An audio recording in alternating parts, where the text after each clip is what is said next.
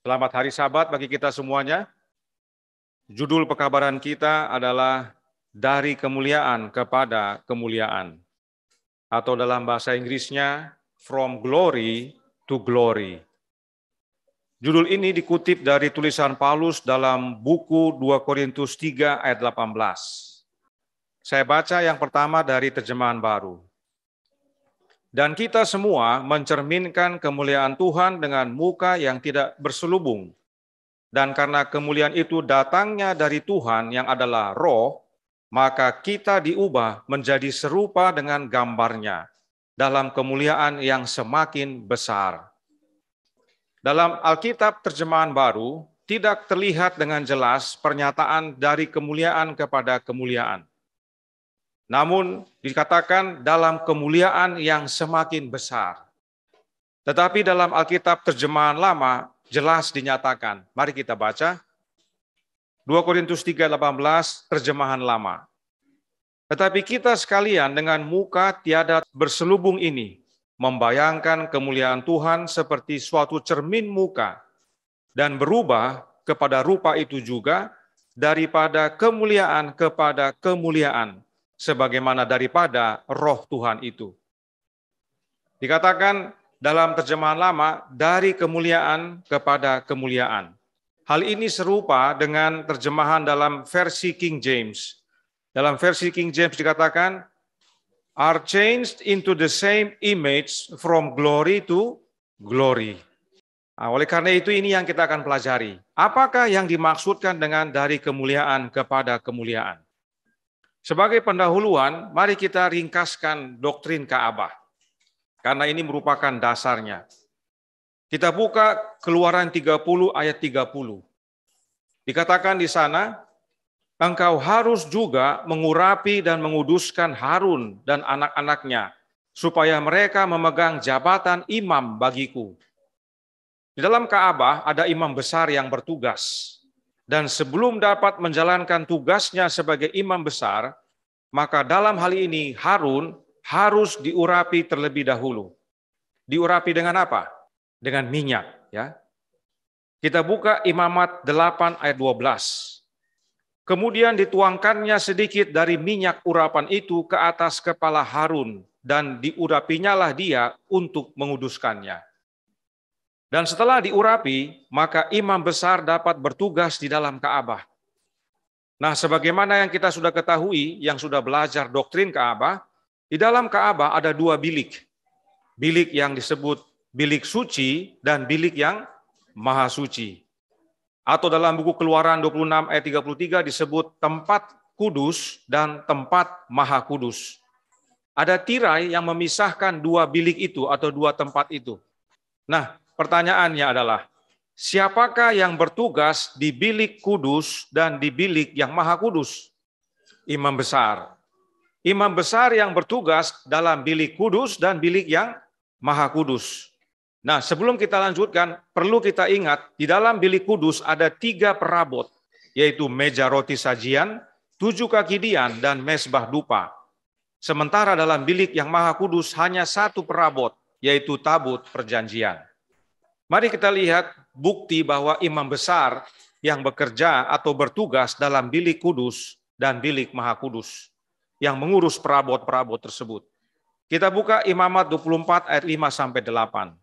Engkau harus mengambil tepung yang terbaik dan membakar 12 roti bundar daripadanya.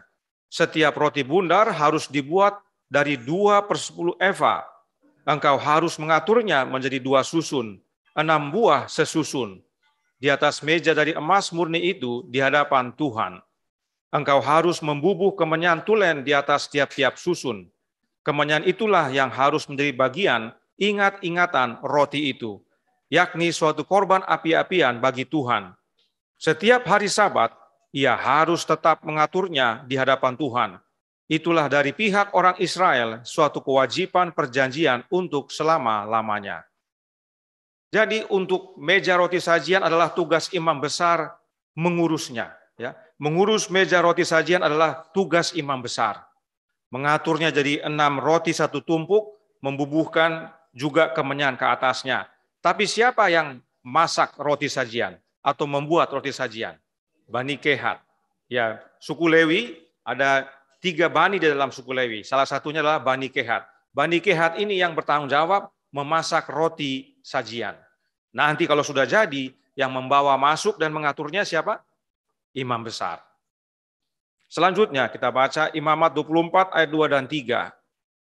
Perintahkanlah kepada orang Israel supaya mereka membawa kepadamu minyak zaitun tumbuk yang tulen untuk lampu, supaya lampu dapat dipasang dan tetap menyala. Harun harus tetap mengatur lampu-lampu itu di depan tabir yang menutupi tabut hukum di dalam kemah pertemuan dari petang sampai pagi di hadapan Tuhan. Itulah suatu ketetapan untuk selama-lamanya bagimu turun-temurun. Ini lampu-lampu ini dari mana? Lampu-lampu 7 kaki dian. Itu juga tugas imam besar untuk mengurusnya, membersihkannya supaya tetap lampu-lampu itu menyala dari pagi sampai petang. Berikutnya, Keluaran 30 ayat 7 dan 8. Di atasnya haruslah Harun membakar ukupan dari wangi-wangian. Tiap-tiap pagi apabila ia membersihkan lampu-lampu, haruslah ia membakarnya. Juga apabila Harun memasang lampu-lampu itu pada waktu senja, haruslah ia membakarnya sebagai ukupan yang tetap di hadapan Tuhan di antara kamu turun-temurun. Jadi imam besar tidak hanya mengurus meja roti sajian, tidak hanya mengurus 7 kaki dian, tapi juga mengurus mesbah dupa. Di tengah-tengah antara tirai yang memisahkan bilik suci dengan bilik maha suci ada mesbah dupa. Dia juga yang mengurus itu, yang membakar dupa di atasnya. Apa lambang daripada mesbah dupa ini? Lambang doa. Dan ini semua dilakukan pagi dan petang. Jadi setiap pagi imam besar ini membereskan meja roti sajian, membereskan lampu-lampu supaya tetap menyala, terus bakar dupa. Itu pagi dan petang dilakukan. Ya. Itulah tugas imam besar. Karenanya berdasarkan penjelasan Alkitab, 3 perabot yang terdapat dalam bilik yang kudus, semuanya diurus oleh imam besar. Dan hanya 1 imam besar yang bertugas dalam Ka'bah. Sebab hanya imam besar yang dapat masuk ke dalam Ka'bah. Imam-imam lain bekerja di pelataran Ka'bah. Jadi, bila mana kita lihat gambarnya, sebelum melayani dalam Ka'bah, seorang imam besar harus diurapi dengan minyak terlebih dahulu, dan setelah diurapi, imam besar sudah dapat bertugas dalam Ka'bah, dan imam besar bertugas mengurus perabot dalam bilik yang kudus setiap harinya, dan hanya 1 imam besar yang bertugas dalam Ka'bah. Dan perabot yang satu lagi yang dalam bilik maha kudus berapa kali diurus? 1 kali setahun. Ya, yang nanti disebut dengan hari pendamaian. Jadi ini semua adalah tugas imam, yaitu imam besar. Dan Imamat 16 ayat dan 23 berkata, firman Tuhan kepadanya, katakanlah kepada Harun kakakmu, supaya ia jangan sembarang waktu masuk ke dalam tempat kudus di belakang tabir, artinya bilik yang maha kudus. Ke depan tutup pendamaian yang di atas tabut, supaya jangan ia mati. Karena aku menampakkan diri dalam awan di atas tutup pendamaian. Beginilah caranya Harun masuk ke dalam tempat kudus itu, yakni dengan membawa seekor lembu jantan muda untuk korban penghapus dosa dan seekor domba jantan untuk korban bakaran. Jadi Tuhan kasih ingat kepada Musa bahwa meskipun imam besar adalah Harun, dia tidak sembarangan masuk ke bilik yang maha kudus. Setiap hari dia melayani di bilik kudus, tapi untuk masuk ke dalam bilik maha kudus ada syaratnya. Sebelum masuk dia harus korbankan dulu persembahan untuk dosa dia dan keluarganya. Kemudian untuk semua bangsa, baru dia boleh masuk. Dan itu pun hanya 1 kali setahun. Ya, tidak sembarangan waktu untuk masuk ke bilik yang maha kudus. Nah itulah yang disebut dengan hari pendamaian. Dan yang bertugas di dalamnya adalah imam besar. Jadi, sebagai gambaran, ada gambar di sana. Baik di dalam bilik yang kudus dan bilik yang maha kudus, hanya imam besar yang dapat bertugas melayani, dan hanya 1 imam besar yang bertugas dalam Ka'bah. Kebenaran tentang imam besar ini penting kita ingat, karena inilah gambaran pekerjaan Yesus dalam Ka'bah di sorga nantinya. Dan inilah dasar utama tentang pekabaran dari kemuliaan kepada kemuliaan. Jadi perlu kita pahami tentang doktrin Ka'bah agar kita mengerti makna dari kemuliaan kepada kemuliaan ini. Nah, kita tahu doa Yesus dalam Yohanes pasal 17 ayat 5. Dikatakan di sana, oleh sebab itu ya Bapa, permuliakanlah aku padamu sendiri dengan kemuliaan yang kumiliki di hadirat-Mu sebelum dunia ada. Yesus meminta untuk dipermuliakan oleh Bapanya, tapi bukan untuk kepentingannya sendiri. Untuk kita dia minta. Apa buktinya? Kita baca ayat 10. Yohanes 17 ayat 10 berkata, dan segala milikku adalah milikmu, dan milikmu adalah milikku, dan aku telah dipermuliakan di dalam mereka. Jadi saudaraku dalam Tuhan, pada waktu Yesus minta dipermuliakan oleh Bapa atau menerima kemuliaan dari Bapanya, tujuannya adalah agar dipermuliakan dalam siapa? Dalam kita, yang saat itu dia bicara kepada para muridnya, agar dia dipermuliakan dalam mereka ini. Dan itu nanti bagi kita juga dipermuliakan dalam kita, yaitu dalam umat yang percaya. Benar bahwa Yesus memang dipermuliakan di sorga pada waktu dia kembali. Tapi penting bagi kita untuk ketahui dan ingat bahwa Yesus juga dipermuliakan di dalam kita, umat-umat percaya. Kebenaran ini menolong kita untuk mengerti perkataan Paulus berikut dalam Roma 8 ayat 30. Paulus berkata, dan mereka yang ditentukannya dari semula, mereka itu juga dipanggilnya. Dan mereka yang dipanggilnya, mereka itu juga dibenarkannya. Dan mereka yang dibenarkannya, mereka itu juga dimuliakannya. Bagaimana caranya kita dibenarkan dan dimuliakan? Dengan cara menerima Kristus, yaitu Kristus yang telah bangkit dan telah dimuliakan. Dan dengan menerima Kristus yang telah dimuliakan dalam hidup kita masing-masing, maka Kristus juga dimuliakan di dalam kita. Jadi Yesus bukan hanya dimuliakan di sorga, lalu kirim oknum lain untuk lanjutkan pekerjaannya di dunia ini. Bukan. Yesus dimuliakan di sorga, dan Yesus juga kembali kepada umat-umatnya yang percaya, dan tinggal dalam umat-umatnya, agar dalam umatnya Yesus dimuliakan. Ya. Doktrin Trinitas menghancurkan keindahan kebenaran ini. Sebab doktrin Trinitas mengajarkan bahwa bukan Yesus yang dalam kita, tetapi oknum lain yang mereka sebut Allah Roh Kudus. Padahal dengan jelas Yesus berkata bahwa dia dipermuliakan di dalam umatnya, di dalam mereka. Umat percaya. Ini penting kita pahami sebab pada hari Pentakosta ada dua hal yang terjadi. Yang pertama, Yesus dimuliakan di sorga. Kita buka Ibrani 1 ayat 8 dan 9, ayat yang cukup sering kita baca. Tetapi tentang anak ia berkata, tahtamu ya Allah tetap untuk seterusnya dan selamanya. Dan tongkat kerajaanmu adalah tongkat kebenaran. Engkau mencintai keadilan dan membenci kefasikan. Sebab itu Allah, Allahmu, telah mengurapi engkau dengan minyak sebagai tanda kesukaan melebihi teman-teman sekutumu. Ayat 8 ini adalah ayat andalan kaum Trinitas. Sebab Bapa dengan jelas menyatakan bahwa Yesus adalah Allah dan berhenti di situ.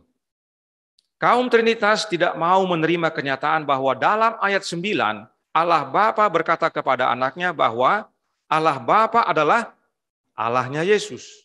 Ya. Bapa katakan, tetapi Allah, Allahmu. Ya. Jadi meskipun Yesus adalah Allah, tapi dia masih punya Allah, yaitu Bapanya.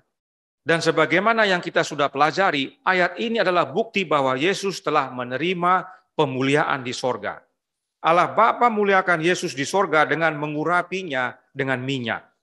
Dan dalam Alkitab, minyak adalah lambang Roh Kudus. Karenanya Yesus dimuliakan dengan pengurapan Roh Kudus oleh Bapanya.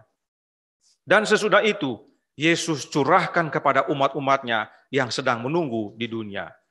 Jadi pada hari Pentakosta ada dua hal terjadi. Yang pertama, Yesus dimuliakan di sorga, diurapi oleh Bapa dengan Roh Kudusnya Bapa yang dilambangkan dengan minyak. Dan Yesus kemudian mencurahkan rohnya kepada kita di dunia ini, kepada umat-umatnya. Dan dengan menerima roh yang dari Yesus itu, itulah wujud Yesus dipermuliakan di dalam umat percaya. Sebab oleh kehadiran Kristus dalam hidup mereka, para umat percaya menerima kemuliaan yang Yesus terima dari Bapanya. Apa yang Yesus terima, kita pun bisa terima, asal kita terima Yesus dalam hidup kita. Inilah yang tadi Yesus doakan dalam Yohanes pasal 17.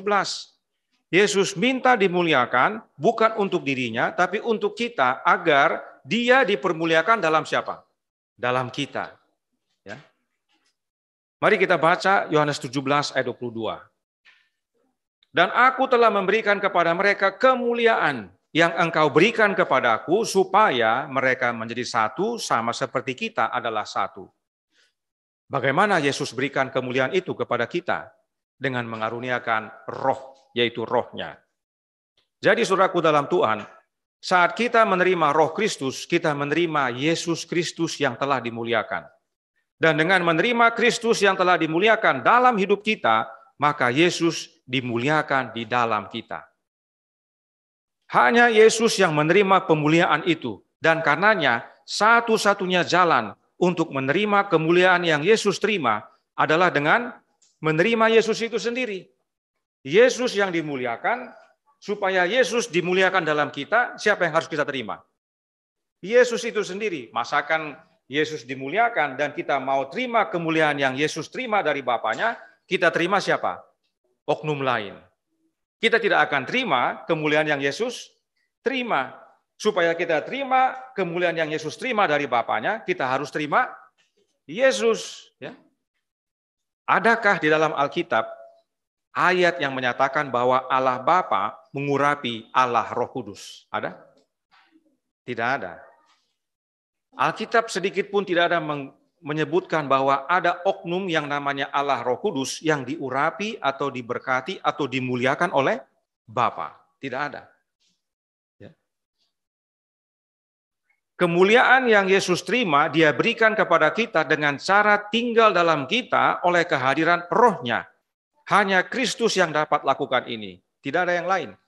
Sebab hanya Kristus yang diurapi atau dimuliakan oleh Bapa di sorga. Yesus bukan melaksanakan pekerjaan penebusan sampai di kayu salib. Dan sesudah itu dia serahkan kepada orang lain untuk lanjutkan. Bukan. Itulah sebabnya ajaran Trinitas tidak alkitabiah. Sebab kalaupun ada oknum yang disebut Allah Roh Kudus, adakah dia menerima pemuliaan dan pengurapan oleh minyak dari Bapa? Tidak ada. Lalu untuk apa terima oknum yang Bapa tidak muliakan? Ya. Padahal Yesus bilang, supaya mereka menerima kemuliaan dari saya, dan kalau mereka terima kemuliaan dari saya, mereka menjadi satu sama seperti aku dan engkau satu ya Bapa. Jadi kalau kita mau satu, kita harus terima kemuliaan dari Yesus. Karena Yesus yang dimuliakan Bapa. Nah ada ajaran yang mengatakan bahwa ada orang lain yang tidak diurapi, tidak dimuliakan, tapi katanya harus tinggal dalam kita. Kita tidak terima kemuliaan, bagaimana kita bisa bersatu? Kita buka 1 Petrus 4 ayat 14. Berbahagialah kamu jika kamu dinista karena nama Kristus, sebab roh kemuliaan, yaitu roh Allah, ada padamu. Perhatikan dalam ayat ini, roh disebutkan dengan istilah roh kemuliaan, ya, yaitu roh Allah. Ingat tadi pada waktu Yesus dimuliakan, dia diurapi oleh Bapa dengan minyak, dan minyak adalah lambang Roh Kudus. Dan Petrus paham betul apa yang terjadi, bahwa saat Yesus diurapi dengan minyak, dia menerima Roh Kudus Bapaknya, dan itulah sebabnya disebut roh kemuliaan. Sebab saat Yesus diurapi Bapaknya, itulah prosesi pemuliaan anak Allah. Nah sayangnya terjemahan Alkitab Bahasa Indonesia, terjemahan baru ini kurang lengkap. Mari kita baca terjemahan lain, yaitu dari versi King James. Dalam versi King James ini, kalimat yang ditandai warna hijau tidak ada dalam bahasa Indonesia. Dikatakan di sana, on their part he is evil spoken of, but on your part he is glorified. Ya, artinya dia dihujat oleh mereka, tapi pada kamu dia dipermuliakan. Siapa dia ini? Yesus. Yesus dihujat oleh bangsanya sendiri, oleh umatnya sendiri, tapi dalam kamu dia apa? Dipermuliakan. Ya. Jadi waktu Yesus berdoa untuk dipermuliakan, dia terima pemuliaan dari Bapaknya, yaitu Roh Kudus yang dari Bapaknya, dan kemudian Yesus curahkan kepada umat-umatnya, agar di dalam mereka Yesus dipermuliakan. Inilah sebabnya Petrus sebut roh kemuliaan, yaitu roh Allah yang dapat kita terima hanya melalui satu jalan, yaitu Yesus Kristus. Sebab hanya Yesus yang Bapa muliakan. Itu sebabnya roh tersebut bukan oknum lain, tapi rohnya Yesus itu sendiri. Mari kita baca lagi ayat Galatia 4 ayat 6, ayat yang sudah banyak hafal. Dan karena kamu adalah anak, maka Allah telah menyuruh roh anaknya ke dalam hati kita yang berseru, ya Aba, ya Bapa. Roh siapa yang Bapa suruh? Roh anaknya. Siapa anaknya? Yesus Kristus. Berarti kita bisa ganti ayat ini menjadi apa? Maka Allah telah menyuruh roh Kristus ke dalam hati kita. Bapa tidak suruh oknum lain, ya. Yang Bapa suruh adalah roh anaknya ke dalam hati kita. Kenapa? Supaya oleh kehadiran roh anak Allah, kita terima kemuliaan yang dari Bapa. Sebab Bapa telah muliakan anaknya. Ingat Yesus minta, Bapa muliakan saya supaya saya muliakan mereka ini dengan cara kehadiran saya dalam mereka. Kalau saya dalam mereka, maka saya dipermuliakan di dalam mereka. Mengapa penting sekali kemuliaan yang dari Bapa ini? Roma 6 ayat 4. Dengan demikian kita telah dikuburkan bersama-sama dengan Dia oleh baptisan dalam kematian, supaya sama seperti Kristus telah dibangkitkan dari antara orang mati oleh kemuliaan Bapa, demikian juga kita akan hidup dalam hidup yang baru. Dikatakan Yesus dibangkitkan dari antara orang mati oleh kemuliaan Bapa. Kalau orang mati dibangkitkan oleh kemuliaan Bapa, berarti kemuliaan Bapa itu sama dengan apa? Hidup. Betul, hidup sama dengan roh. Artinya kemuliaan Bapa sama dengan hidup. Karena Yesus dibangkitkan oleh kemuliaan Bapa, artinya kemuliaan Bapa itu sama dengan hidup. Dan dalam Alkitab hidup sama dengan roh. Itu sebabnya agar kita mati bagi diri dan bangkit dalam hidup yang baru, kita perlu menerima roh yang dari Bapa, menerima kemuliaan Bapa, supaya kita bangkit dalam kehidupan yang baru. Bagaimana caranya kita menerima kemuliaan Bapa ini? Dengan menerima roh anaknya. Tidak heran Bapa suruh siapa? Roh anaknya, sebab anaknya yang sudah dimuliakan. Kemuliaan Bapa ada pada anak, supaya kamu bangkit dari kematianmu itu, yaitu kematian bagi diri, dan kepada kehidupan yang baru, kamu harus terima kemuliaan saya, dan saya karuniakan melalui anak saya. Itu secara ringkasnya Bapa sampaikan kepada kita. Karenanya dari semua penjelasan Alkitab ini, kemuliaan, roh, dan hidup semuanya berhubungan. Dan hal ini sudah dinubuatkan. Kita baca 1 Petrus 1 ayat 11. Dan mereka meneliti saat yang mana dan yang bagaimana yang dimaksudkan oleh roh Kristus yang ada di dalam mereka. Mereka ini adalah para nabi dahulu kala. Yaitu roh yang sebelumnya memberi kesaksian tentang segala penderitaan yang akan menimpa Kristus, dan tentang segala kemuliaan yang menyusul sesudahnya. Perhatikan, kemuliaan yang menyusul sesudahnya. Jadi sesudah kematian dan kebangkitan Yesus akan menyusul kemuliaan. Kemuliaan ini bukan nanti di masa jauh, ya, waktu Yesus datang kedua kali, tetapi segera setelah Yesus kembali ke sorga, dimuliakan, dan kemuliaan tersebut dicurahkan kepada umat percaya, yaitu dengan mencurahkan rohnya yang kudus. Ini semua sudah dinubuatkan. Kedatangan Yesus menjadi manusia dinubuatkan, penderitaannya dinubuatkan, kematiannya dinubuatkan, kebangkitannya dinubuatkan, dan pencurahan rohnya, yaitu roh kemuliaan, sudah dinubuatkan jauh sebelumnya. Tidak ada nubuatan tentang pencurahan Allah Roh Kudus, tidak ada. Tetapi pencurahan roh anak Allah dinubuatkan, tapi sebutannya dengan apa? Kemuliaan. Ini pentingnya kita belajar firman Tuhan sehingga kita lihat bagaimana kebenaran-kebenaran itu begitu indah bila mana kita lihat rangkaiannya. Sebab kemuliaan itu adalah hidup tadi kan? Yesus dibangkitkan oleh kemuliaan Bapa. Dan kemuliaan itu adalah hidup, hidup sama dengan roh, itulah yang dikaruniakan kepada kita sesudah kebangkitannya, penderitaan yang menimpa Kristus. Itulah kemuliaan yang menyusul kemudian. Jadi semakin jelas bahwa doktrin Trinitas itu tidak alkitabiah. Selanjutnya, 2 Tesalonika 2 ayat 14. Untuk itulah ia telah memanggil kamu oleh Injil yang kamu beritakan, sehingga kamu boleh memperoleh kemuliaan Yesus Kristus Tuhan kita. Masih ingat yang Paulus katakan dalam Roma 8 ayat 30 tadi? Dia katakan apa? Dan mereka yang dipanggilnya, mereka itu juga dibenarkannya. Dan mereka yang dibenarkannya, mereka itu juga dimuliakannya. Hal yang serupa dinyatakan dalam ayat ini. Oleh Injil yang diberitakan oleh para rasul, kita menerima kemuliaan Yesus. Kita dimuliakan oleh Yesus. Sebab Injil itu bercerita tentang apa? Tentang kehidupan Yesus, tentang penderitaan Yesus, tentang kematian Yesus, tentang kebangkitan Yesus, tentang pencurahan rohnya yang adalah kemuliaan dari Bapa. Kita berhenti kepada kebangkitannya. Padahal ada kemuliaan yang menyusul. Itu sebabnya penting bagi kita mengabarkan Injil dengan benar, mengabarkan Yesus yang benar, bukan hanya berhenti di kebangkitan. Sesudah itu Yesus curahkan kepada kita kemuliaannya yang dia terima dari Bapa, agar melalui kemuliaannya itu kita memuliakan dia di dalam kita. Berkelanjutan prosesnya. Oleh karena itu pertanyaan bagi kita, apakah kita sudah menerima panggilan sebagaimana tadi dikatakan dalam Roma 8 ayat 30?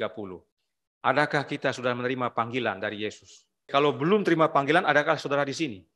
Kita di sini karena sudah terima panggilan, kita sudah dipanggil. Pertanyaan berikutnya, apakah kita sudah dibenarkan? Karena tadi yang dipanggil Yesus, dia benarkan. Apakah kita sudah dibenarkan? Sudah. Nah, kalau kita sudah dipanggil, kita sudah dibenarkan, adakah kita sudah dimuliakan? Banyak kita ragu, kenapa? Karena kita pahami pemuliaan itu terjadi pada waktu Yesus datang kedua kali. Jadi kita merasa kita belum dimuliakan. Benar bahwa nanti pada waktu Yesus datang kedua kali kita akan dimuliakan. Tapi ingat yang Paulus katakan, kita buka lagi 2 Korintus 3 ayat 18. Dikatakan oleh Paulus, lihat yang warna kuning, dari kemuliaan kepada kemuliaan. Bagaimana caranya? Lihat kalimat selanjutnya. Dalam Alkitab terjemahan baru dikatakan, karena kemuliaan itu datangnya dari Tuhan yang adalah Roh. Dalam terjemahan lama, yang mana serupa dengan King James dikatakan, sebagaimana daripada Tuhan Roh itu atau Roh Tuhan. Jadi kita mengalami kemuliaan kepada kemuliaan karena siapa? Karena Roh Tuhan. Nah, siapakah Tuhan dalam tulisan Paulus? Saya yakin banyak yang tahu, banyak yang hafal, tapi perlu kita baca kembali karena saya tahu banyak yang baru belajar. 1 Korintus 8 ayat 6 kita baca. Ini pernyataan Paulus, namun bagi kita hanya ada satu Allah saja, yaitu Bapa yang daripadanya berasal segala sesuatu, artinya Bapa sumber segalanya, dan yang untuk Dia kita hidup, dan satu Tuhan saja, yaitu Yesus Kristus, yang olehnya segala sesuatu telah dijadikan, dan yang karena Dia kita hidup. Semua yang Bapa miliki boleh menjadi bagian kita melalui Yesus, karena Yesus adalah salurannya. Itu sebabnya kemuliaan Bapa boleh menjadi bagian kita, asal kita menerima kemuliaan yang dari Yesus. Jadi Tuhan yang Paulus maksudkan adalah Yesus. Karenanya jika kita kembali ke ayat tadi dan kita mundur satu ayat, yaitu ayat 17, dan saya izin baca terjemahan lama, sebab terjemahan lama lebih tepat isinya. Kita baca 2 Korintus 3, mulai ayat 17 sampai 18. Dikatakan, terjemahan lama ya, bukan TB tapi TL. Adapun Tuhan itu roh, dan barang siapa di mana ada roh Tuhan, disitulah kebebasan. Kalau dalam terjemahan baru, bukan roh Tuhan yang kedua, tapi roh Allah. Kalau buka Alkitab, di situ dikatakan roh Allah. Padahal dalam bahasa aslinya, kurios, yang artinya Tuhan. Jadi terjemahan baru menerjemahkannya, saya kurang tahu kenapa dibeda-bedakan. Itu sebabnya terjemahan lama lebih tepat. Adapun Tuhan itu roh, dan barang di mana ada roh Tuhan, disitulah kebebasan. Tetapi kita sekalian dengan muka tidak berselubung ini, membayangkan kemuliaan Tuhan seperti suatu cermin muka, dan berubah kepada rupa itu juga, daripada kemuliaan kepada kemuliaan, sebagaimana daripada Tuhan roh itu. Nah, Paulus katakan ada satu Tuhan, yaitu siapa? Yesus Kristus. Karenanya ayat ini dapat dibaca bagaimana? Adapun Kristus itu roh, dan barang siapa ada roh Kristus, disitulah kebebasan. Kemuliaan kepada kemuliaan sebagaimana daripada Kristus roh itu. Ini pentingnya kita belajar firman Tuhan dengan benar. sehingga kita bisa lihat ayat menjelaskan ayat. Dan dari kemuliaan kepada kemuliaan karena Roh Kristus. Artinya saudaraku dalam Tuhan, kita yang sudah belajar doktrin ini, percaya bahwa dalam hidup kita yang tinggal siapa? Yesus melalui kehadiran Roh-Nya. Kalau kita percaya dalam hidup kita adalah Roh Kristus yang tinggal, adakah saudara sudah dimuliakan? Kita sudah dimuliakan. Kita dipanggil, kita dibenarkan, kita dimuliakan. Oleh siapa? Oleh Yesus semuanya. Tidak ada oknum lain. Jadi artinya saudaraku dalam Tuhan, berdasarkan semua penjelasan Alkitab, jika kita percaya oleh iman bahwa Kristus dalam hati kita oleh kehadiran Roh-Nya, maka kita sudah menerima kemuliaan yang dari Bapa melalui Anak-Nya. Itu sebabnya Paulus berkata, dari kemuliaan kepada kemuliaan. Kita harus terima kemuliaan dulu sekarang, agar dapat menerima kemuliaan nanti.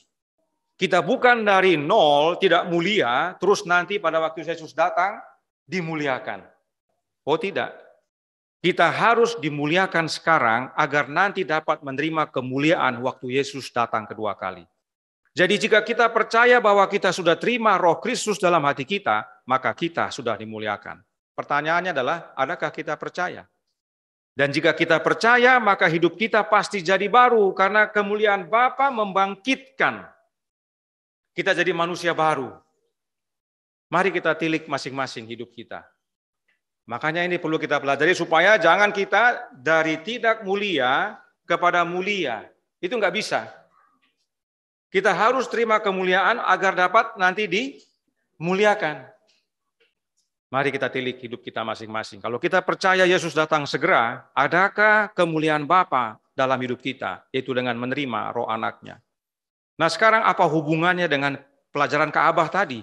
Sebab kita buka sedikit dengan ringkasan mengenai pekerjaan imam besar. Ibrani 5 ayat 1 berkata, sebab setiap imam besar yang dipilih dari antara manusia ditetapkan bagi manusia dalam hubungan mereka dengan Allah, supaya ia mempersembahkan persembahan dan korban karena dosa. Yesus sebagai imam besar kita dipilih dari antara manusia, yang ditetapkan bagi manusia agar kita dapat berhubungan kembali dengan Bapa. Sebab oleh karena dosa kita terpisah dari Allah, Yesus menjadi penghubung kembali. Nah, untuk menjadi imam besar kita, Yesus pertama-tama tadi sudah diurapi. Pengurapan atau pemulihan itu dilakukan sebelum Yesus masuk ke dalam Ka'bah. Tidak bisa imam besar langsung masuk sebelum diurapi. Dia harus diurapi dulu, baru dia bisa masuk. Karena dia sudah dikuduskan. Karena dia mau masuk ke tempat kudus, dia dikuduskan. Itulah konsepnya, doktrinnya. Jadi pada waktu Yesus kembali ke surga, sebelum dia menjalankan tugasnya sebagai imam besar, dia harus diurapi dulu, dihususkan, ya, menjadi pengantara kita. Dan sesudah pemulihan itu, Yesus curahkan Roh-Nya kepada kita atau kepada umat-umat pada hari Pentakosta. Karenanya, kemuliaan yang Yesus berikan kepada kita sudah ada sejak hari Pentakosta. Ini penting kita pahami, karena banyak yang tidak sadar bahwa kemuliaan itu sudah ada sejak lama. Kemuliaan itu sudah ada, kita tidak tunggu nanti. Dan bahkan dalam gereja Advent ini, sudah ada ajaran bahwa kemuliaan itu nanti kita terima pada hari pendamaian. Sebagaimana doktrin Ka'bah, maka sejak tahun 1844, bila mana kita pelajari doktrin Ka'bah, sejak tahun 1844 sampai dengan pintu kasihan ditutup, masa ini disebut masa hari pendamaian. Kita diperiksa di situ, makanya seringkali disebut masa penghakiman pemeriksaan. Nah, pada zaman bangsa Israel, dikatakan dalam Imamat 23 ayat 28 sampai 29, pada hari itu, yaitu hari pendamaian, janganlah kamu melakukan sesuatu pekerjaan. Itulah hari pendamaian untuk mengadakan pendamaian bagimu di hadapan Tuhan Allahmu. Karena setiap orang yang pada hari itu tidak merendahkan diri dengan berpuasa, haruslah dilenyapkan dari antara orang-orang sebangsanya. Saat ini, sebagaimana doktrin Ka'bah adalah hari pendamaian itu. Pada bangsa Israel, hari pendamaian cuma 1 hari. Tapi pada zaman kita ini sudah berlangsung 177 tahun lebih. 1844 sampai 2022, kurang lebih 177 tahun. Sudah berlangsung ini masa pemeriksaan ini. Pada zaman bangsa Israel, mereka harus merendahkan diri dan tilik hidup mereka, serta berpuasa. Sebab siapa yang tidak rendahkan diri dengan berpuasa, lenyap, binasa. Kita, karena bukan satu hari, ada sudah bertahun-tahun, beratus tahun, nanti malam tidur, besok pagi bangun, setiap hari begitu, kita pikir gampang-gampang saja. Masih ada waktu, oh besoklah baru saya bertobat. Oh besoknya lagi saya bertobat. Nanti kalau orang yang saya benci sudah enggak di depan mata saya, baru saya bertobat. Seringkali kan begitu ya. Oleh karena itu pada waktu kita merendahkan diri dengan berpuasa, kita harus tilik, adakah dosa yang masih tersimpan? Dosa kesayangan, kebencian, dendam, amarah, iri, dengki, siakwasangka, bicara buruk, dan sebagainya. Apa masih ada? Kita harus tilik. Meskipun sekarang masih hidup kita, mungkin masih hidup 10 tahun lagi, bukan berarti tidak kita tilik. Kita tidak bisa tiba-tiba berubah. Jika masih ada hal-hal buruk tadi, sekarang waktunya untuk datang kepada Yesus untuk mohon pengampunan. Sekarang waktunya untuk minta Roh Kristus bersihkan dan tuntun kita kepada pertobatan. Ingat renungan tadi pagi ya. Hanya Roh Kristus yang bisa tuntun kita kepada pertobatan.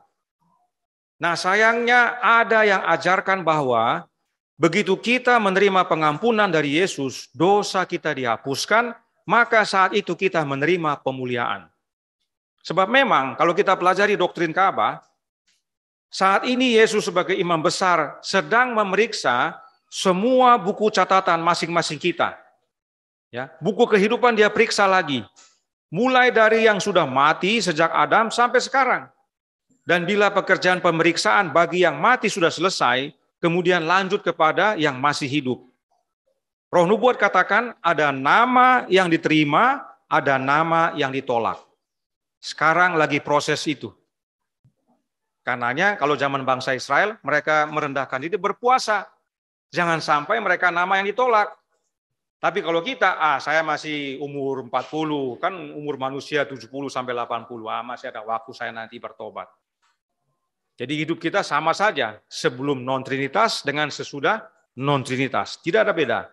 Kalau bilang kita termasuk saya ya, jangan saudara pikir kalau saya bicara, oh sudah paling benar dia, oh tidak. Kita itu termasuk saya. Makanya kita perlu pelajari ini agar ini menjadi pengingat dan pembaharuan bagi kita. Nah, nama yang diterima itu adalah nama atau orang yang menang oleh iman. Mereka menyesali akan dosa-dosa mereka dan menerima pengampunan. Lalu Yesus mohon kepada Bapa agar mereka yang menang ini dikembalikan ke Taman Eden. Nama mereka tetap dalam buku kehidupan dan catatan dosa mereka dihapuskan. Nah, oleh karena hal ini ada yang ajarkan saat kita menerima penghapusan dosa itu, kita dimuliakan. Sebab tidak ada dosa lagi. Ya kan? Yesus periksa, oh saudara A, oleh karena imannya, dia sesali dosa-dosanya, Bapa ampuni dia. Dia sudah sesali dosanya. Saya telah mati bagi dia, ini Bapa, tangan saya ini. Bapa setuju, dia diampuni, dosa dihapuskan. Nah ada yang ajarkan saat itulah kita menerima pemuliaan. Padahal Alkitab sudah ajarkan bahwa kemuliaan itu kita terima sebelum Yesus masuk ke bilik yang maha suci. Karena Yesus terima kemuliaan saat dia diurapi menjadi imam besar. Artinya sebelum dia masuk bertugas, dia menerima pemuliaan dan saat itu dicurahkan kepada kita. Ya. Jadi bila mana ada yang mengajarkan bahwa nanti dalam masa periode hari penghakiman, hari pendamaian, baru kita terima kemuliaan, itu ajaran yang tidak alkitabiah. Yang Alkitab ajarkan adalah kemuliaan itu sudah diberikan pada hari Pentakosta, bahkan jauh sebelum Yesus masuk ke dalam bilik yang maha kudus. Sebab dalam mengalami pembaharuan hidup, kita perlu roh kemuliaan dari Bapa, yaitu roh anaknya. Roh Kristuslah yang bersihkan hati kita dan tuntun kita kepada pertobatan. Ini pentingnya kita pahami doktrin Ka'bah dan hubungannya dengan kemuliaan. Kemudian ada juga yang mengajarkan bahwa pada waktu Yesus kembali ke sorga, diurapi Bapa dan jadi imam besar, Yesus langsung masuk ke dalam bilik yang maha kudus. Jadi ada yang percaya Yesus bangkit, 40 hari bersama murid-murid, kembali ke sorga, diwari Bapa, langsung masuk dalam bilik Maha Kudus. Padahal imam besar harus melayani di bilik kudus dan bilik yang Maha Kudus. Harus mengurus roti, mengurus 7 kaki dian, kemudian dupa. Kalau Yesus kembali ke sorga, apa peranan yang dia lakukan untuk 3 perabot ini? Roti itu adalah firman, roti hidup. Dia adalah roti hidup. 7 kaki dian, siapa itu? Yesus juga, aku adalah terang dunia. Disurahkan kepada kita agar kita jadi terang juga. Kemudian mesbah dupa. Kepada siapa kita berdoa? Kepada Bapa dalam nama Yesus. Sementara ada orang mengalihkan perhatian bahwa oke, roti hidup adalah Yesus.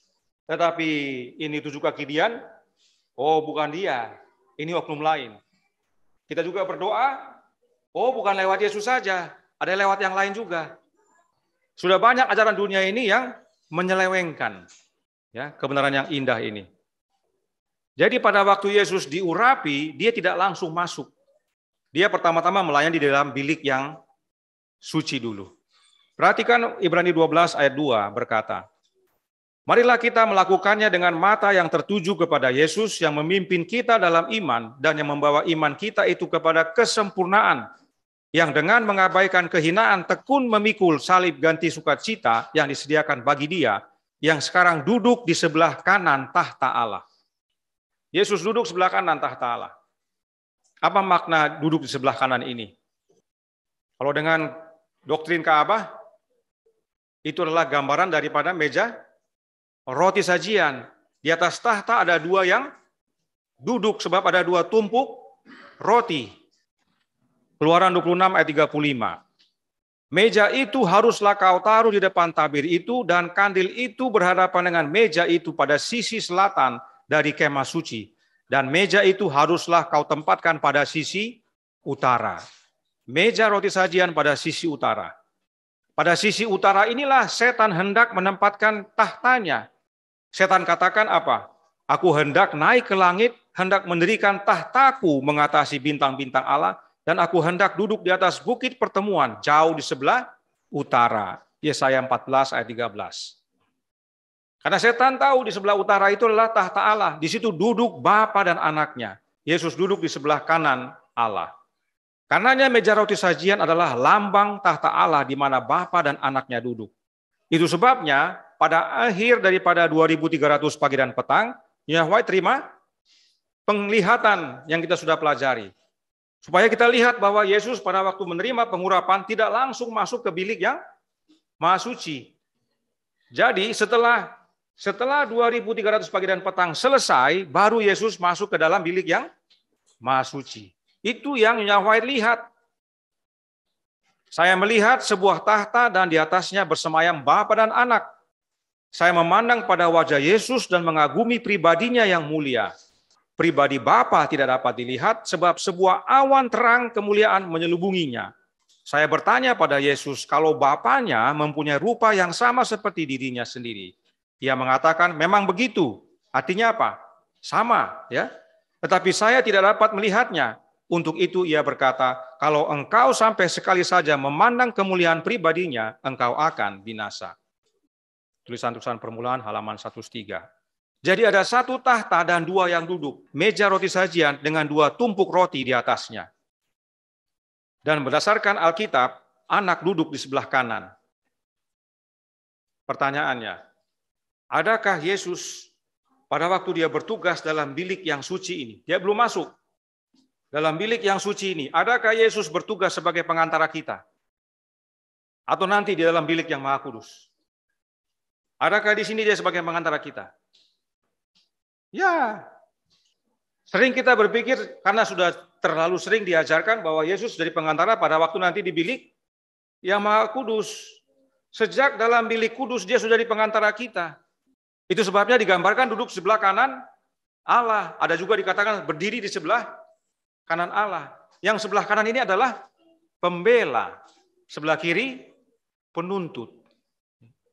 Jadi Yesus sejak dia masuk, tugasnya sebagai pengantara sudah ada, sudah berjalan. Perhatikan apa yang Roh Nubuat lanjutkan. dalam halaman 103, Nyonya White katakan, di muka tahta itu saya melihat orang-orang Advent, gereja, dan dunia. Artinya yang belum berubah dengan yang sudah berubah. Nah, ini perlu kita, jadi kalau firman Tuhan berbicara kepada kita, jangan langsung sakit hati. Ya. Ini pengingat kepada kita. Nyonya White sudah lihat, di hadapan tahta Allah itu, ada dua jenis kelompok orang Advent. Yang setia dengan yang tidak setia. Kalau mau kita gunakan istilah sekarang, yang sudah dimuliakan dengan yang belum dimuliakan. Saya lihat dua rombongan yang satu menyembah sujud di hadapan tahta itu dengan perhatian yang mendalam, sedangkan yang lain berdiri tidak berminat dan lalai. Yang berminat tadi berarti yang setia, yang tidak berminat, yang acuh tak acuh berarti yang tidak setia. Mereka yang menyembah sujud di hadapan tahta itu akan mempersembahkan doa mereka dan memandang pada Yesus. Kemudian ia akan memandang, perhatikan ini, dia memandang kepada Bapanya dan tampak memohon kepada Bapanya. Suatu terang datang dari Bapa kepada anak itu dan dari anak kepada rombongan yang sedang berdoa. Apa tugas Yesus di sini? Pengantara. Mereka berdoa kepada Yesus, Yesus pandang Bapanya, Pak, kasih sudah. Orang ada minta ini. Bapak kasih, dia kasih. Saya bicara ini berdiri bulu kuduk saya, membayangkan ini bagaimana Yesus bermohon kepada Bapaknya. Bukan buat dirinya, Tuhan Bapa muliakan saya supaya saya kasih kepada mereka. Dia nggak pernah buat dirinya, semua buat kita. Dari Bapa. Lalu apa yang terjadi pada akhir 2300 itu? Kita baca berikutnya. Saya melihat Bapa berdiri dari tahta itu dan dengan kereta yang menyala-nyala masuk ke dalam tempat yang Maha Kudus dalam tirai dan duduk di sana. Jadi pada akhir 2300 pada tahun 1844 Bapa berdiri dari dua tumpuk roti itu, Bapa berdiri duluan, ya, karena itu lambang daripada tahta Allah. Bapa berdiri dan masuk ke dalam bilik yang Maha Kudus. Kemudian Yesus berdiri di tahta itu dan sebagian besar dari mereka yang menyembah sujud berdiri dengan Dia. Jadi setelah Bapa berdiri dan masuk, Yesus juga berdiri. Mereka yang setia, yang melihat kepada Yesus ikut berdiri. Artinya dia tahu bahwa Yesus masuk, bukan ikut masuk ke dalam. Tapi orang-orang ini tahu bahwa, oh Yesus sekarang masuk. Bapa masuk, Yesus masuk. Orang-orang ini yang setia, karena dia belajar, dia tahu, oh sekarang Yesus masuk. Jadi pandangan mereka ke dalam bilik Maha Suci, oleh iman. Karena kita tidak bisa lihat kan, oleh iman saya pandang kepada bilik yang Maha Suci. Tapi Yesus bawa dulu kepada satu tempat. Ya. Mereka yang berdiri ketika Yesus berdiri tetap mengarahkan mata mereka padanya ketika ia tinggalkan tahta itu dan membawa mereka keluar tidak jauh dari sana. Kita lanjutkan. Kemudian ia mengangkat tangan kanannya dan kami mendengar suaranya yang merdu mengatakan, tunggu di sini, aku hendak pergi kepada Bapakku untuk menerima kerjaan itu. Kerjaan apa ini? Pengantara juga, tapi sudah lebih porsinya. Kenapa? Dia sudah mulai periksa. Dalam bilik yang suci atau bilik kudus, ada buku yang diperiksa? Tidak ada. Nanti dalam bilik Maha Kudus itu mulai diperiksa. Jadi sana nanti dia mulai periksa. Ada berapa buku? Ada 3 buku. Buku apa saja? Buku kematian, kehidupan, dan peringatan. Ya, terima kasih. Itu diperiksa. Makanya dia bilang, saya akan terima kerjaan itu. Jagalah supaya jubahmu jangan bercacat. Jubah adalah lambang karakter kita. Dan dalam waktu yang singkat aku akan kembali dari pesta nikah, lalu menerima kamu datang kepada aku sendiri. Dalam waktu singkat. Bagi dia singkat itu. Bagi kita ini sudah 177 tahun. Kita rasa sudah lama. Kemudian sebuah kereta awan dengan roda-rodanya yang bagaikan api yang menyala-nyala dikelilingi para malaikat datang ke tempat yang Maha Kudus di mana Bapa sedang duduk. Di sana saya memandang Yesus imam besar itu berdiri di hadapan Bapa. Jadi Yesus melaksanakan perannya sebagai imam besar di hadapan Bapa. Itulah yang sekarang ini terjadi. Sejak tahun 1844 sampai sekarang ini. Sampai pintu kasihan ditutup. Dan kita percaya kalau Yesus datang segera, berarti pintu kasihan akan segera ditutup. Malaikat yang bawa pena, kasih tanda huruf T itu sudah hampir selesai tugasnya. Adakah kita terima itu tanda itu nantinya? Karena itu, saudaraku dalam Tuhan. Oleh karena peristiwa itu, pada akhir 2300 pagi dan petang, tahta Allah dalam bilik yang kudus kosong. Karena Bapa dan Anak sudah pindah ke dalam. Dan karena kosong, siapa yang masuk? Setan. Mereka yang berdiri dengan Yesus akan menyampaikan iman mereka kepadanya dalam tempat yang maha suci dan berdoa, Bapakku, berilah kami roh-Mu. Kemudian Yesus mengembuskan Roh Kudus ke atas mereka. Dalam hembusan itu terdapat terang, kuasa, dan kasih yang limpah, sukacita serta damai. Saya menoleh, katanya Nyonya White, untuk melihat kepada rombongan yang masih sujud di hadapan tahta itu. Ya, ingat tadi ada dua kelompok, ada yang setia, ada yang tidak setia. Nah, yang setia ini begitu Yesus bangkit, mereka ikuti. Yang tidak setia masih di situ aja. Nggak tahu, udah kosong dia. Ya. Mereka tidak tahu bahwa Yesus sudah meninggalkannya. Setan muncul di tahta itu berusaha menjalankan pekerjaan Allah. Saya melihat mereka memandang ke tahta itu dan berdoa, Bapa, berilah kami roh-Mu itu. Setan kemudian hembuskan kepada mereka suatu pengaruh yang najis. Di dalamnya terdapat terang dan kuasa besar, tapi tidak ada kasih yang manis, sukacita, dan damai. Sebab apa? Tujuan setan untuk tipu umat Allah dan binasakan mereka. Ini sudah kita pelajari. Tapi supaya kita lihat makna daripada kemuliaan kepada kemuliaan. Jangan sampai kita sudah tahu ada kemuliaan, kita tahu ada Roh Kristus, kita sudah masuk kepada anti trinitas, tapi kita berdoa kepada tahta kosong. Bukan roh Yesus dalam hidup kita, tapi roh yang dari setan ini. Karenanya penting kita ingat bahwa ada dua kelompok umat Allah. Satu kelompok yang ikut berdiri dengan Yesus saat Yesus pindah ke bilik yang Maha Kudus, dan satu kelompok lagi yang masih tetap sujud di hadapan tahta, padahal tahta sudah kosong. Sebab Bapa dan Anak sudah pindah ke dalam bilik yang Maha Kudus. Setan muncul di sana dalam arti berusaha menjalankan pekerjaan Allah. Sebab dia mau jadi seperti Allah. Tapi tujuannya untuk binasakan kita. Karenanya berdasarkan gambaran ini, kelompok yang menerima kemuliaan Yesus adalah kelompok yang ikut Yesus kemana saja dia pergi. Itulah yang 144.000 itu. Bahkan saat Yesus masuk ke bilik yang Maha Suci, mereka ikut dengan pandangan iman ke sana. Dan yang mereka minta apa? Rohnya Yesus.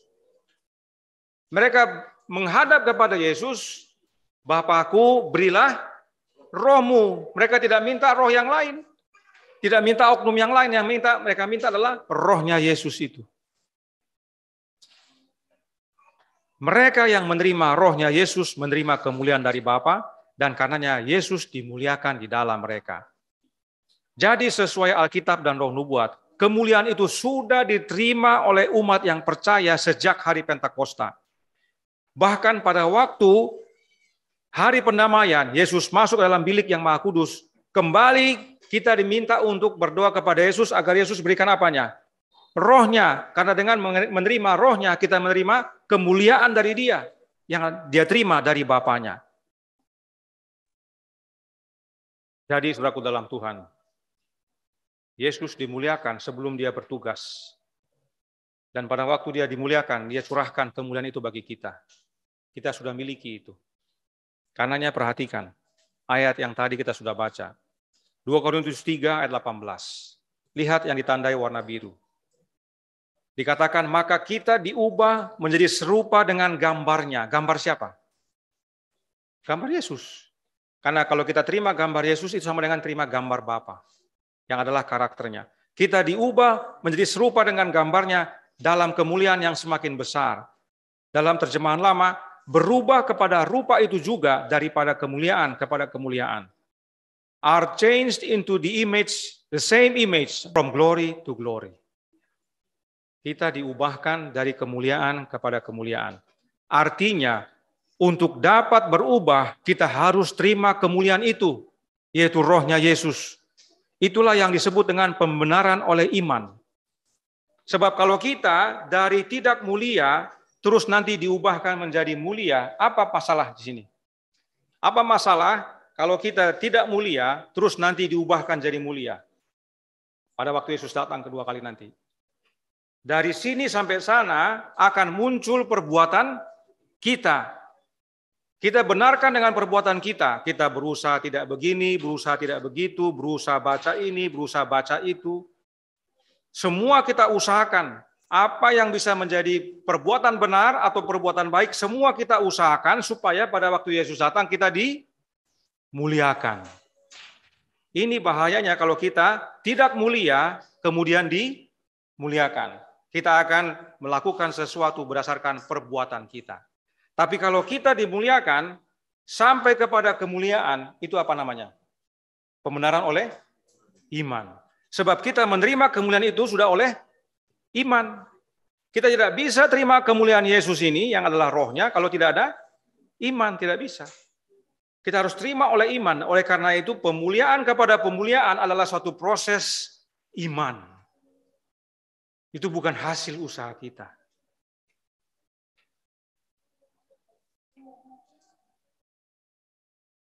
Untuk dapat maju menerima kemuliaan yang Yesus berikan pada waktu dia datang kedua kali nanti, kita harus mulai dengan menerima kemuliaan terlebih dahulu sekarang, yaitu roh Tuhan, roh Kristus. Sebab Yesuslah satu-satunya manusia yang telah menerima kemuliaan, dan karenanya hidupnya yang mulia itu yang dikaruniakan kepada kita, agar kita diubahkan menjadi serupa dengan gambarnya. Hingga pada akhirnya kita terima kemuliaan waktu dia datang. Kemuliaan kepada kemuliaan adalah suatu proses pertumbuhan, tapi harus dimulai dengan kemuliaan sekarang. Proses. Karenanya hanya Yesus yang bisa lakukan ini. Karena hanya Yesus yang tinggal dalam kita. Dan kalau kita sudah terima kemuliaan yang bertumbuh dalam kemuliaan itu, hingga pada akhirnya tergenapi yang Yesaya sampaikan. Yesaya 60 ayat 1-3. Bangkitlah, menjadi teranglah, sebab terangmu datang dan kemuliaan Tuhan terbit atasmu. Sebab sesungguhnya kegelapan menutupi bumi dan kekelaman menutupi bangsa-bangsa. Tetapi terang Tuhan terbit atasmu dan kemuliaannya menjadi nyata atasmu. Bangsa-bangsa berduyun-duyun datang kepadamu dan raja-raja kepada cahaya yang terbit bagimu. Ini nubuatan bagi kita. Kita terima kemuliaan bukan hanya untuk diri sendiri, tapi untuk semua. Untuk umat Allah, kelompok, jemaat, gereja. Kita perlu terima kemuliaan Allah melalui anaknya. Kita menjadi terang bagi dunia. Itu sebabnya dalam buku Wahyu 18 ayat 1 dikatakan, kemudian daripada itu aku melihat seorang malaikat lain turun dari sorga. Ia mempunyai kekuasaan besar dan bumi menjadi terang oleh kemuliaannya. Malaikat di sini adalah juru kabar, yaitu kita.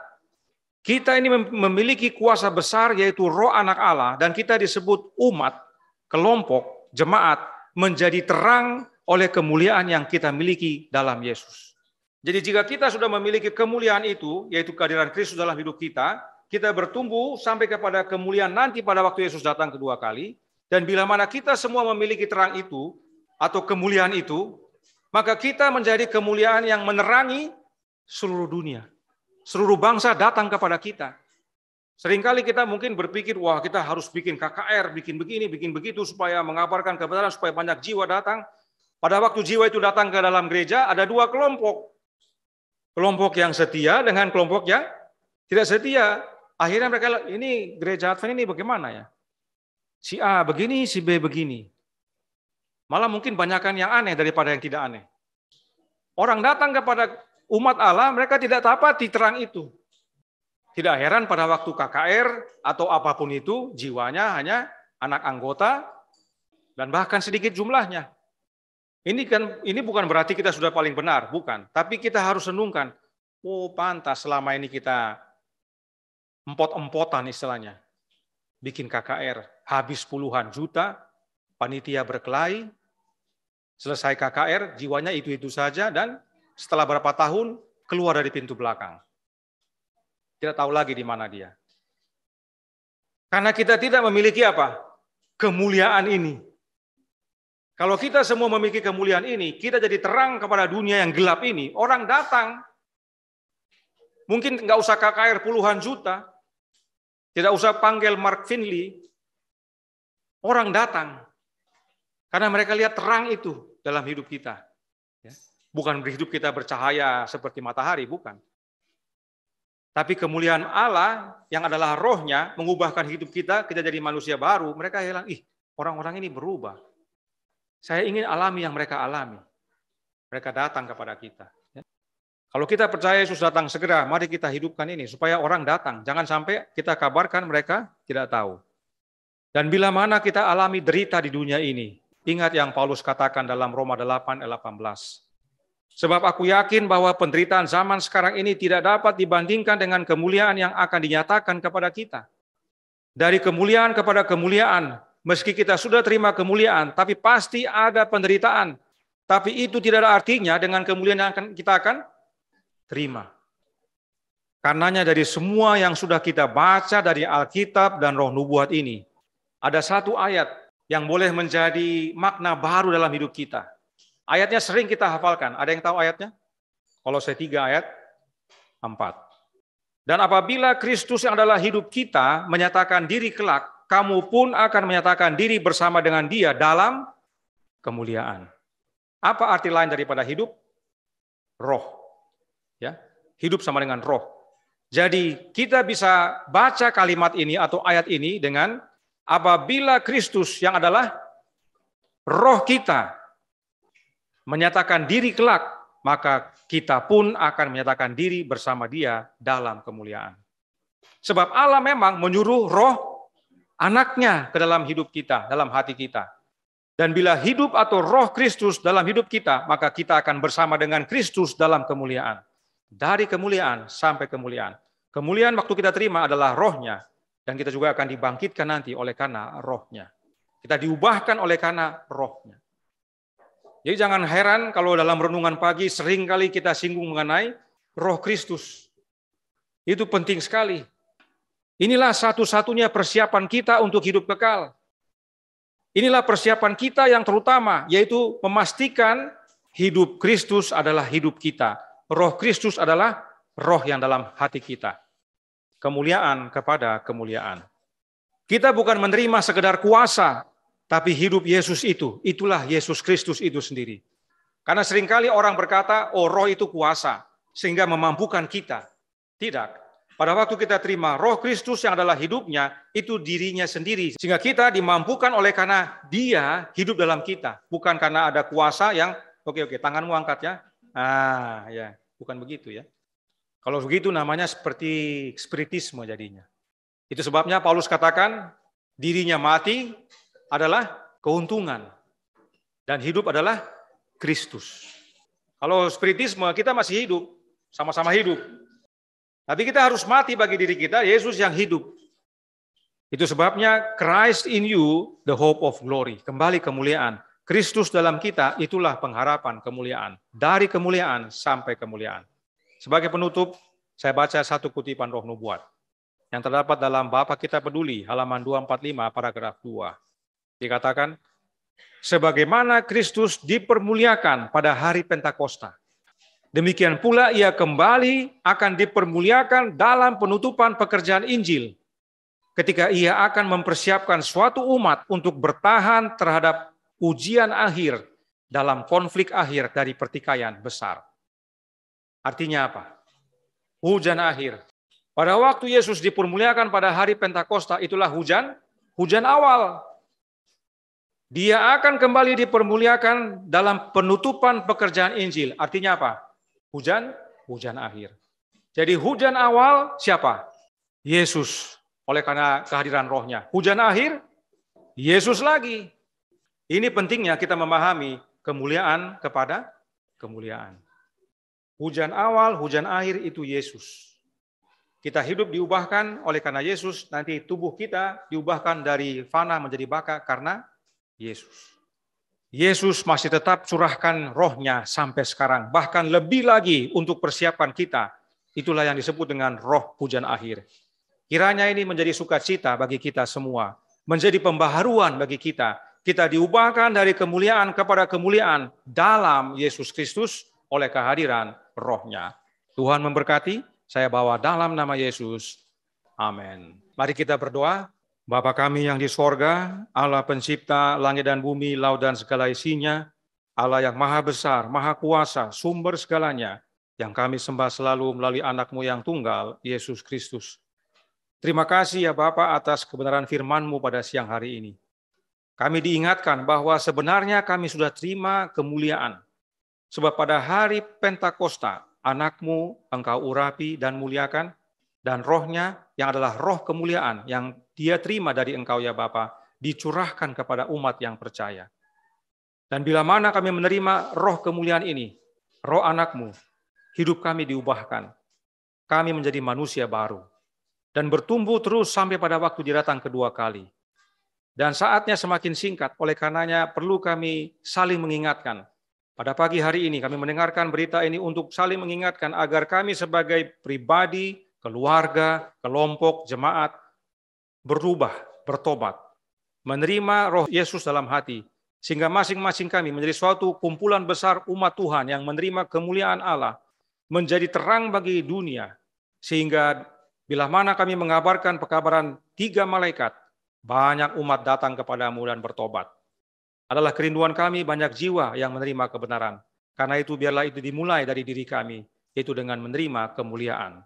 Kemuliaan Bapa di dalam anaknya. Tolong kami ya Bapa, masing-masing kami banyak punya tantangan. Ada masalah pribadi, masalah keluarga, pekerjaan, sekolah, kelompok, jemaat. Apapun itu, seringkali membuat kami jatuh. Biarlah melalui pelajaran hari ini kami mulai hari ini sadar dan bertobat. Agar sebagaimana Kristus memeriksa catatan buku kehidupan, dia dapati kami semua adalah umat-umat yang oleh iman menyesali akan dosa-dosa, memohon ampun akan seluruh pelanggaran kami kepadanya, dan dia meminta kepada Bapa pengampunan sejati untuk menjadikan kami manusia-manusia yang siap dikembalikan ke Taman Eden.